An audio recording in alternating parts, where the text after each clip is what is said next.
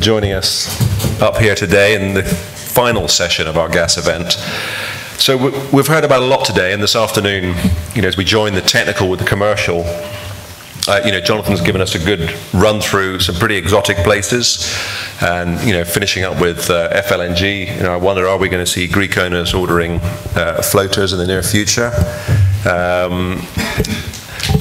But we've heard about Australian gas, shale gas. North America's importance, small-scale LNG.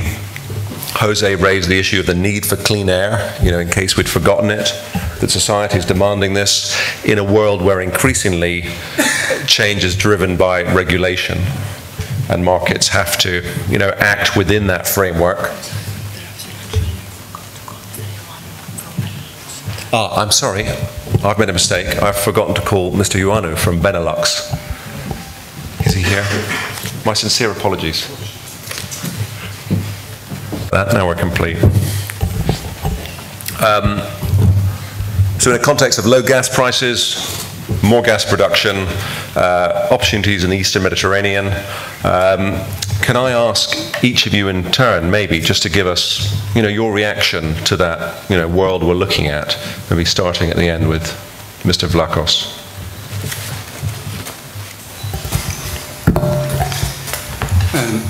Thank you for the question. My understanding is that the production of gas, I'm referring to LNG gas and to LPG gas, the last years has increased a lot because mainly of the United States and North America. And on the other hand, if we look at the figures of the countries, they have the main imports, and those are mainly China, firstly, Japan, South Korea, Indonesia, and others. We'll see a gradually but still steady increase of the imports of those countries.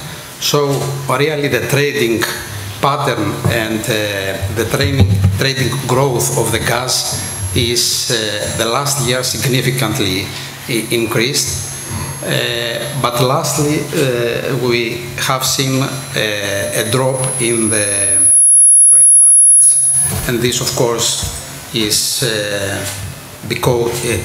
addressed because of the main increase in the growth of the fleet.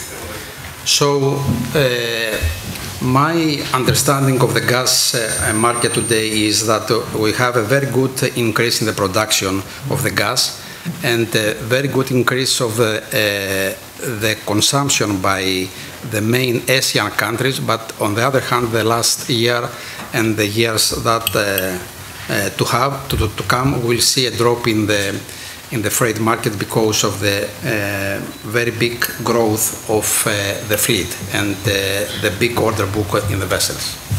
Thank you. Mr. Hadjipateras, do you agree? Thank you.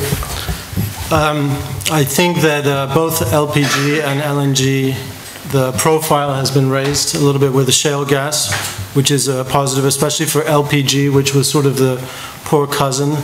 And I think the fundamentals are still very, very strong as a sort of stepping stone towards LNG in the future. LPG is very easy we talk a little bit about these floating storage, but LPG is so easy for a country to sort of move from a product like coal to LPG. We've seen a lot of increased demand in India, Vietnam, Thailand. I do agree that the supply side, people saw this, and on the vessel side, they've ordered vessels, and that's definitely had an impact, but I think there's still a lot of positivity around the future for both products. Okay, thank you. Mr. Vafias.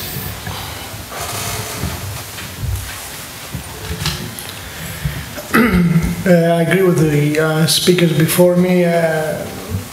One important thing is that obviously we do not control the demand for the product, and we don't control the price of the product. What we only control is the supply of ships. So it's very weird that we are always shooting our own feet by ordering too many ships. And of course, every 3-4 years is an oversupply, and then we regret it, and then the market balances itself, and then we reorder more ships, and then the market falls again, and so on and so forth. So that's a thing that we should all really consider, because it's very nice seeing all these new projects, but if there are too many ships, it won't make any difference at all. And secondly, for the previous presentations that we heard about the new technologies and new features on for engines, and not only that, what's the point of having all these and investing in all of these if the charterers, one, cannot commit to take those ships for a significant period of time, and secondly, they don't want to pay a premium for these prototype vessels. So we are one of the companies that have invested significantly in new buildings from top-tier yards, and we tried in the past to implement some of these technological features, and in 99% of the cases the charter said, yes, very good idea, thank you, but we're going to just pay you the going rate, which of course didn't make any sense. Yeah, so the classic ship owner's conundrum, trying to get the charterers to pay for quality. Mr. Ioannou, do you have any thoughts on that? From our point of view, because also we are operating vessels, and we believe that basically most of the players in the market are expecting three different markets to be opened and to be widely opened generally in the market. The first market is Iran, the other is the long haul between the United States and Europe, and the other is, of course, everybody expecting these numerous PDH units to be operational in China. So these three areas of concern is the key factors that we are always focusing to order new vessels or to operate vessels. Because from our point of view, the petrochemical industry will be flourished, and new products will be in the market again. And especially the ethylene product will be again in the market, because due to this Iran sanctions, we faced a lot of problems because we have no product to trade as before. So we believe that generally these markets are the key factor for the new orders. And the new orders, as we already point out, focused mostly to the higher capacities of vessels. Before we saw many vessels with a capacity of 9K and 12K, but now we can say that most of the ship owners focus to the ordering of 22K, just to securing positions in the market because of the larger LPG content into the shale gas, and due to the large ethane content also into the shale gas. And this is something that we have to be prepared. At the same time also we're afraid the long-term contracts, because as we already heard before, the market is flourishing and blooming and all these things. Very nice, all these things, we have very good aspects for, but shipping is a problem. As you know very well, everybody asking for new orders, they're asking long-term contracts, 3 years, 5 years, 20 years in some cases.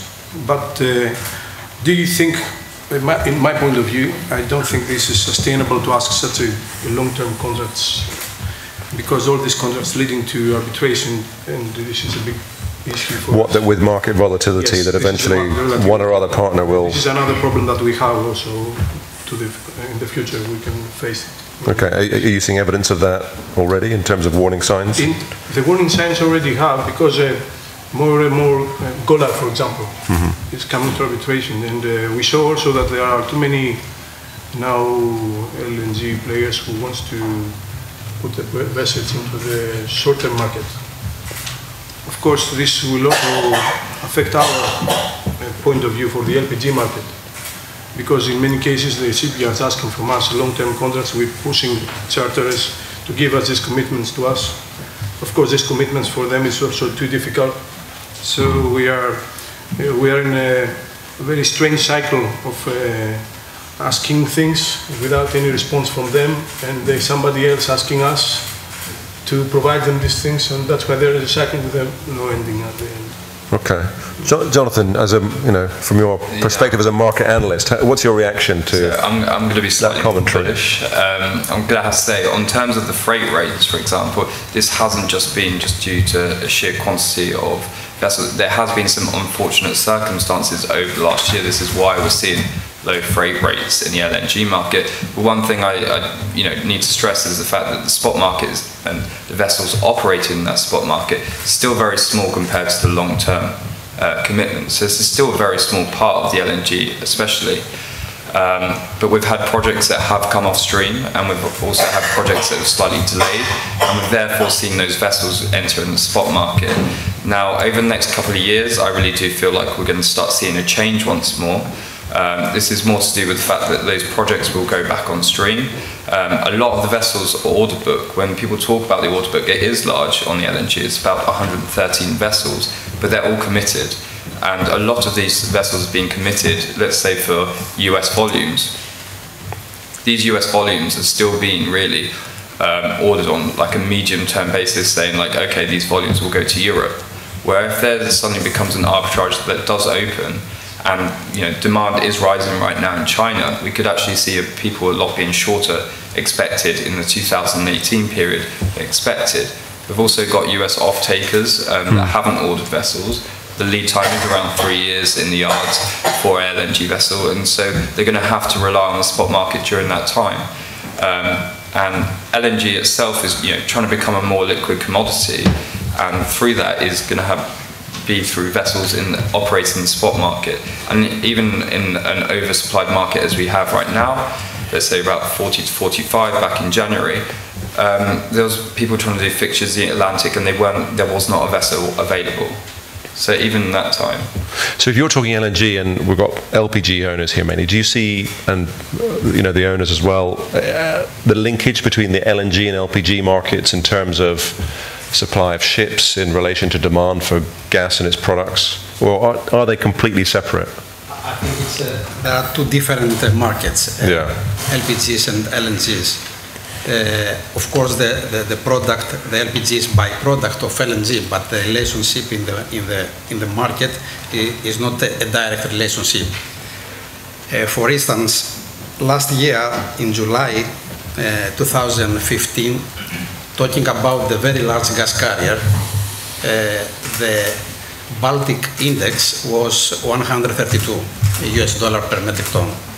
Today, in May 2016, the same index is on around 20 US dollar per metric ton. What happened? In July 2015, the growth of the very large gas carrier LPG sector was only 8%. Today, the growth is on around 35%.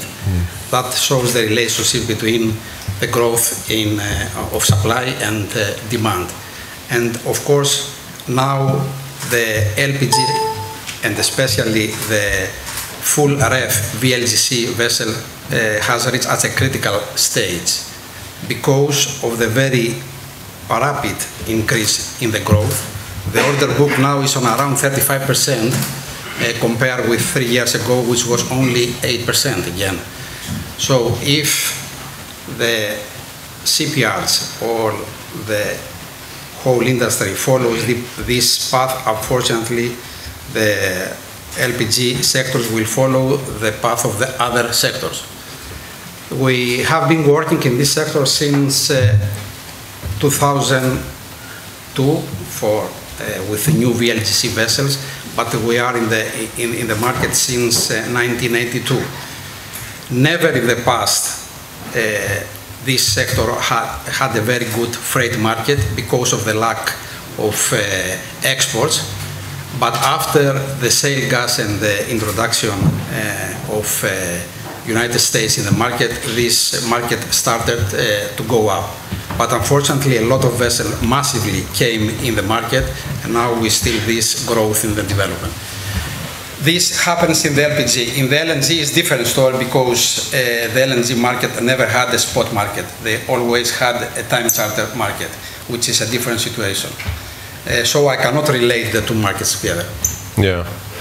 I mean, do any of you see, related to much of what we've heard today about the opportunities for small-scale LNG, gas markets in general, the concept of flexible, smaller scale gas ships that can handle, both LNG and LPG and other products. Do you see opportunity there at that small end of the market with local trades? We've seen the Eastern Mediterranean. Harry, if you want to comment on that. That we could see the market evolve in a way that, you've seen the spot market for LNG. Could we see essentially new markets, more flexible markets emerging? Yeah, I mean, this is what we do basically. We are the leaders, the worldwide leaders in short distance LPG transportation. Don't forget we have close to 20% of the global market. So of course it's the same kind of room for LNG to develop, but it's exactly the problem that I told you 10 minutes ago. Everybody wants you to order a $50–60 million small LNG or multi-gas vessel, but no one wants to charter it. I mean, on period. So what are you going to do? You're going to invest all this money to build a prototype, and then what? You will wait for a spot cargo or for a 6-month charter? It's not possible. So without a charter going hand in hand with the owner to a first-class yard to order such a ship, we will not see a very big and very rapid development of the short-scale LNG/multi-gas market, unfortunately. I mean, does that mean potentially owners have to get more involved with an industrial chain rather than essentially waiting for cargoes? They're trying, yeah. But as I said, because of the current price of oil and the current demand and supply status of LNG, which, as you know, is not very good, not many people, owners and charters, don't want to take that risk in an uncertain environment. Okay, thank you. Any, Mr. Ioannou or Mr. Hadjipateras or Mr. Vlachos? Talking about the combined LNG, ethylene and LPG carriers, we are talking for a maximum capacity of 38,000 cubic meters, and the cost that the CPRs are asking for is on around 100 million, which doesn't make any sense for an owner, as Mr. Vafias said, to invest in this type of vessel when nobody from the charter side is willing to working together on this type of project, and of course the cargoes are not there. We are talking about ethylene, ethane, but we are talking for minimum quantities that are to be transferred. Okay, so expectations have got overblown. Any views from the floor? Anyone want to comment? There's the two markets you're talking about, LNG and LPG, but then there's also the third market, which is the diesel fuels. And looking at the IMO regulation, which is coming for the SOx limitation of 0.5% by 2020, from an owner perspective, what would be the future we will see? Will the owners start using scrubbers and the heavy fuel, or will they start using forget about scrubbers and still continue with MGO, or will they go to LNG or other liquid gases?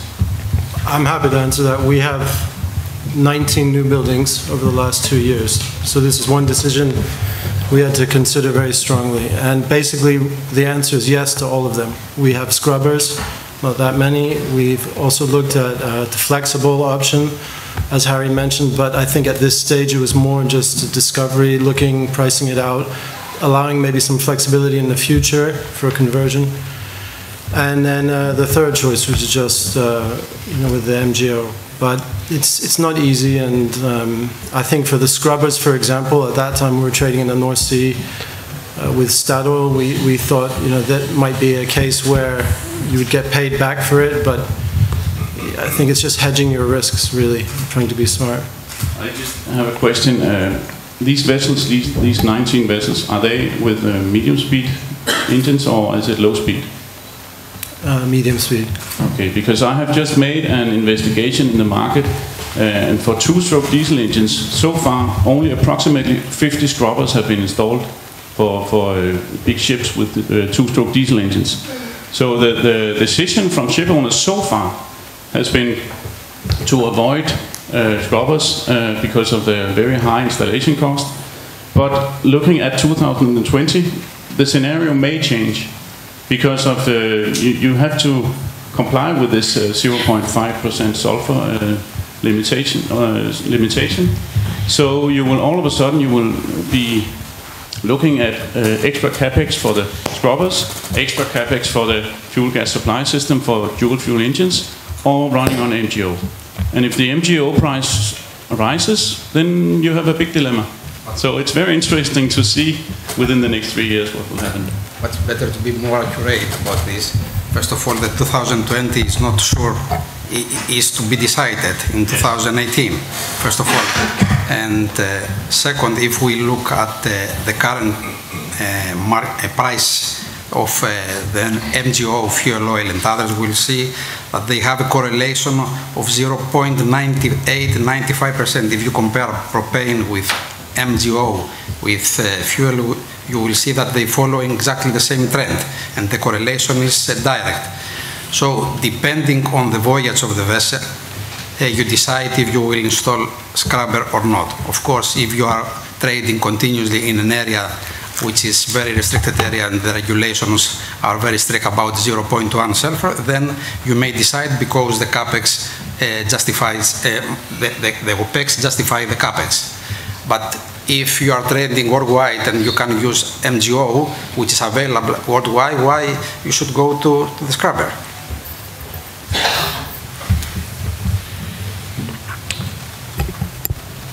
Any more questions from the floor at the moment? I mean, clearly that perception on the difference. Something just in addition to what I just heard. I think just to conclude what we said about this kind of scrubber systems, whatever, we have to add what Mr. Navarro said. We need government support. Without this government support or without any directives to this kind of technologies, we cannot sustain these kind of solutions. The European Community force owners to implement such things just for the emission control and in order to be environmental friendly, but they are not doing anything to the direction of supporting the owners just to implement such technologies. At the end, both sides will be benefited, but at the moment, only one side asking, the other side just spending. Yeah. Well, in a world, as we said, where regulated drivers are becoming more and more important, it's hard to see a global, piggy bank to help owners involved in global trades. Jose mentioned Norway. The EU obviously is funding a serious amount of investment in projects in the East Mediterranean basin and across the Mediterranean. Going back to that point and the need for clean air, I think increasingly, perhaps the way we drive diesel cars today may be looked at in 15 years' time the way we look at smoking today to a certain extent. I think people's perceptions are changing. I know pollution measurements, in places like London are getting worse and worse despite a lot of the environmental regulation, and some of that is down to a lack of enforcement, where people are just taking filters off vans because the guy in the garage says, well, I can do it, and why spend £1,000 on a new filter when no one's really measuring you? And look at Volkswagen. The common response from the shipping industry seems to be not so much concern about how much you have to pay, it's making sure that everybody pays the same. Is that a concern you have, the enforcement issue? Of course, we have to concern the enforcement issue, because as you understand, the industry, shipping industry, in a very big percentage moved by this kind of enforcements from third parties. Either this party is a charter, or either this party is the government solution, the flag requirements. So we have to follow this kind of expectations of the third parties. But the point is that at the end, only owners spending. Okay. If I may add on this, I strongly believe that the future design of the LPG carrier will be regulated mainly because of the environmental issues. Because of the good properties in burning of LPG, it's a good opportunity for all the stakeholders, in the industry to look at this, and of course to see how the idea of burning in the LPG carriers, LPG, vapor LPG, it is something that will change the status in the design and in the market of the LPG carriers. Okay. Any more comments from our panelists today? Oh, we got someone from the floor.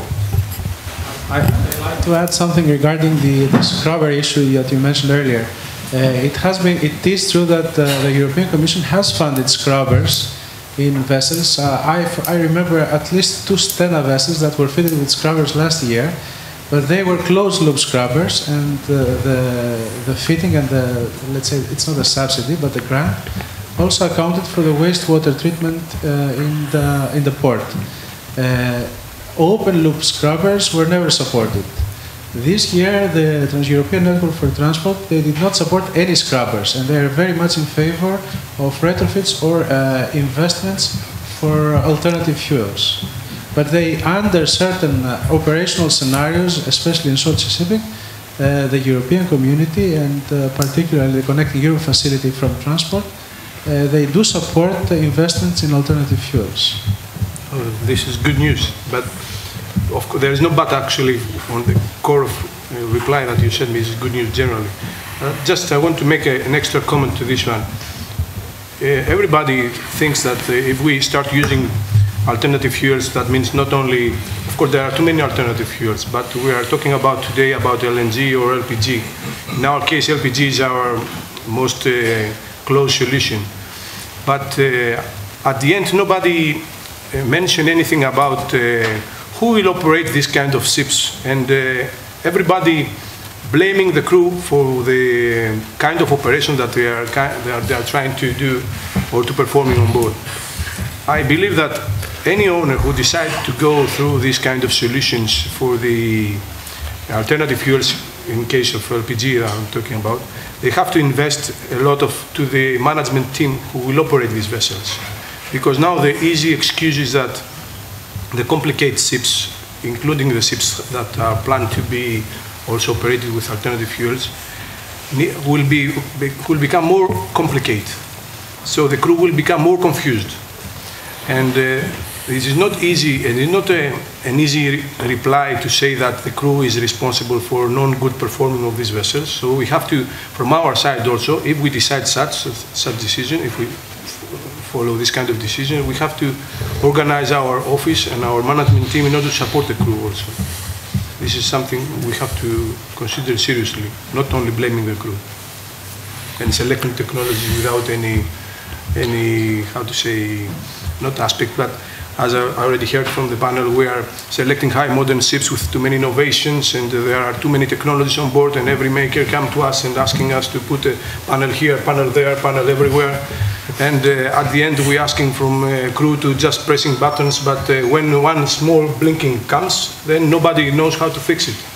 So this is a big issue for our offices, just to see how to control complicated ships and how to manage our offices also. This is, I believe, this is the biggest issue. So.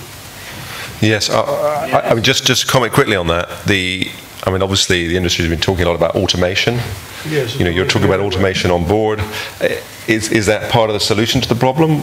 It's a part of the solution, as you said, part of the solution. Yeah. But it's a part of the problem also. Exactly. Yes. Yes.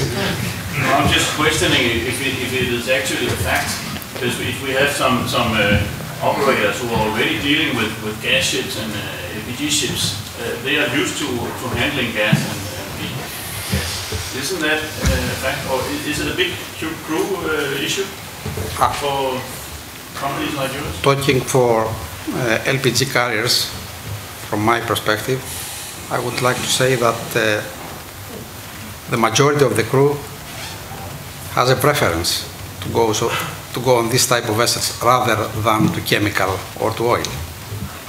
This is my experience. And why is that? This is operating them on fuel or gas? Actually, they are operating on fuel, because I said that we are expecting the development in the future about the LPG burning.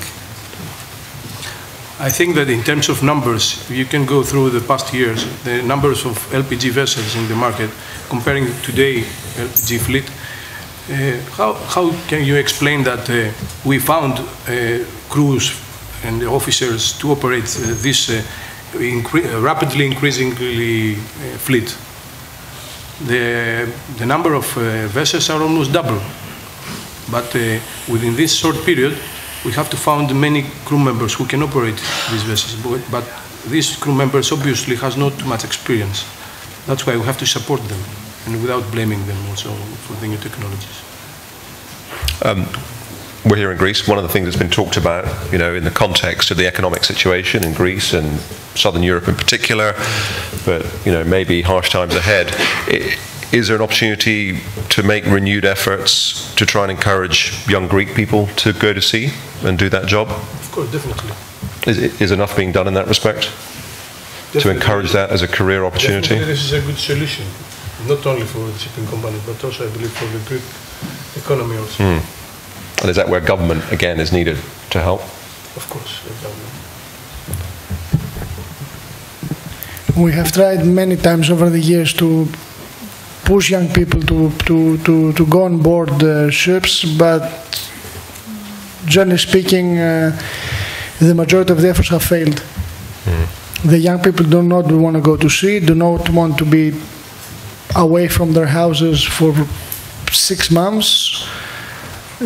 Of course, the money is very good, but very, very few people go, and that's why if you see for these high-tech gas vessels, the Greek-owned ones, a very, very, very small percentage are Greek, of the crews are Greek. Yeah. Vafias, your last point here, there's a big issue here, which the Greeks all over we have to blame. For example, one shipping nation does not have one single training ship. And this is a very important issue.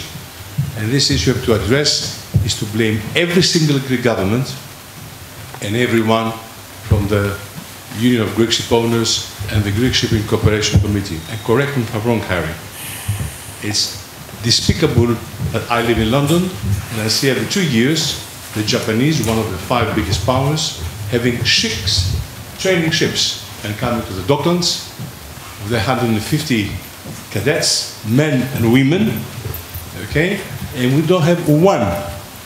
And it's an issue of the politicians and their own marketing process to attract people at sea. And the last thing that you know from your family as well was in 1945, during the break of the Greek Civil War, that the genius Greeks convinced their countrymen to go at sea, and that saved the nation. Now we have to find something similar as we are in more difficult situations and push them to the sea. We have to push them.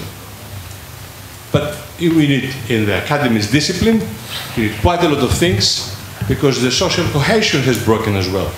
You come from a shipping family, you come from heroes like I come as well, and we know dead well that, as you correctly said, people don't want to go at sea. So Hadjipateras, I'm sure you are within this environment, and the others too. But we need to address here that discipline comes from class societies, and a very important issue.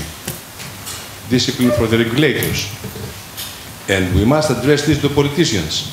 Even if they come amongst us, we should very politely avoid talking to them, so they understand and they raise to the circumstances. Yanni, thank you. I mean, as a class society... You raised a very important issue to Mr. Ioannou, which was something that we have to push. Yeah, I mean, you mentioned class society. Certainly, as a classification society, our role is to help provide the best technical insight to help our clients make the best commercial decisions based on the information available. But I do wonder, for as long as I've been in shipping, I think we all know that shipping is vital. The old cliche, I think a Norwegian owner penned it, that without ships half the world freezes and the other half starves, is true. World trade stops without ships. We're completely vital. And yet I do feel there is something in the notion that the industry could be better understood. There's a sense that we are misunderstood in shipping. And is now a time to try and get more attention to the good the shipping industry could bring society, and the fact that without ships it all stops. And increasingly in a world that wants clean air and cheap energy, that gas is going to be one of the really significant solutions to the issues the world faces. And that, so therefore, ship owners become ever more important in getting gas from where it is to where it's needed. That's a big question, a bit philosophical. We've gone from technology to some big issues. I don't know if anyone wants to say any final words before we go outside for sushi and wine. I mean, I agree. I think companies going public has helped raise transparency and openness. People understand a little bit better the industry. They don't think that tankers and bulkers and everything is the same sector. So I think, we feel a responsibility to continue that and public relations, and not just when people think of ships to have a picture of some accident on a cliff, but continue the PR. Just the same as I feel with LPG and LNG to a lesser extent. Thank you. Any further remarks?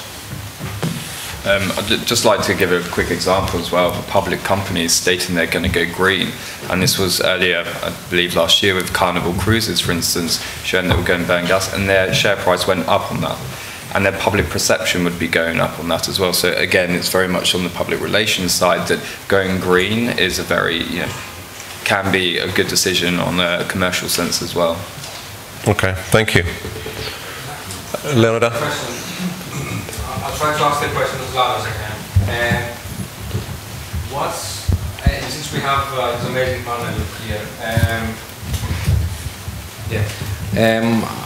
I would be very interested to understand how the Greek shipping of gas carriers differentiate from other ship-owning countries, considering now that we have an increasing, let's say, spot market mainly on LNGs, but also on LPGs. Isn't that giving, despite of the difficult situation and the low freight rates, isn't that giving opportunities for the Greek ship owners in the gas sector to increase their market share, being more familiar on operating profitably ships on other sectors at the spot market? I mean, I see this as an opportunity for Greek shipping to make wonders with the gas market, which tends to moving to a spot market trade, especially for the LNGs. Because I heard 3 weeks ago in Australia that the NB says it's going to take about 7 to 8 years. Leonidas, let me tell you something. As I said before, that Greek owners, as you know very well, they're focused now to this blooming market. But my point and my previous speaking was that without strong management team, you cannot decide such things. And an LPG vessel is a very complicated vessel and very difficult decision for somebody to get involved with this kind of complicated operations. So, of course, it's the team and the ship and the crew is a combination that need to work perfectly in order to have this kind of decision worth. But I believe that at the same time, this is a reason that not too many Greek owners decide to go to this sector, because it's too complicated. And of course, everybody is seeing this kind of prospects for this segment of the market, but everybody afraid to get inside because of this complexity. There are some players that we don't want to get inside the segment, which are more or less looking the vessel as an asset. So this is something that we don't want and destroy the market. But I believe that we are not talking about this kind of owners. You're talking about pure owners who wants to get profit from the ship. And the answer is, from my point of view, is that the complexity of this sector is a key issue for negative decisions from the owners to get inside this segment and stay on the traditional trading of Greeks, tankers and oil. And bulk carriers, whatever. Yeah, what I want to say is that this is a challenging. If the gas market becomes more of a spot market, I think it would be more. This is an event in Greece. Okay, we have guests from other countries. I understand, but I think this may be an opportunity for the Greek owners to be able to adapt much more easily at the spot market than other owners who have been in the gas market and they have only lived long time charter H2B trading. Could be opportunities here for the Greek market, knowing how the spot market model operates from other sectors, to increase their market share. Could be an opportunity, of course, definitely. If you try hard, you can do many things. And of course, if you have good connection to this niche market, then you have a better results. But still, we believe that even the spot market is something that is very difficult for somebody who nowadays is difficult to expand your activity, because the trading is more or less guaranteed and control at the same time also. The trading of the LPG is controlled. It depends by the demand and the supply, of course, controlled by the same traders. If we have a surplus, they stop the production. If we don't have the production, then we increase the demand. So that's why this is something that we control it, not we, the traders actually control it, and the refiners at the same time, just following from our side. What I can say from my perspective in your question, Leonidas, after 20 years running in this sector, I can say definitely that the gas sector is a complex sector. It's a special sector which requires a good know-how. My colleague before made the presentation and he showed how the progress starting from the baseline year by year, time by time is made, and of course this know-how is demanded by the big names in the industry, and of course is controlled at any time. So it's not so much easy. I'm not saying that it's not done, but it's not so much easy. Somebody which doesn't have this experience and know how to jump from one time to the other to this sector. Okay. Well, thank you very much to our panel, to Jonathan for your presentation earlier. Thank you to all our speakers. I hope it's been a useful day. As we heard just now, the gas market is special and complex. Certainly at Lloyd's Register, we're doing our best to help address those issues of complexity and specific technical and technological requirements. So, please give us your feedback. Please talk to our people outside in the days and months to come. Thank you to all our guests, to our panelists who've given the time to us today. Please enjoy our hospitality outside. I'd like to thank the Laskaridi Foundation staff as well. I think this venue is terrific, and I hope we're allowed to use it again. Certainly it's the first time I've been here, and I've really enjoyed being in this great room. Upstairs there's some fantastic memorabilia. I don't know if we're still allowed up there, but maybe you can go and have a look. So thank you very much to everybody.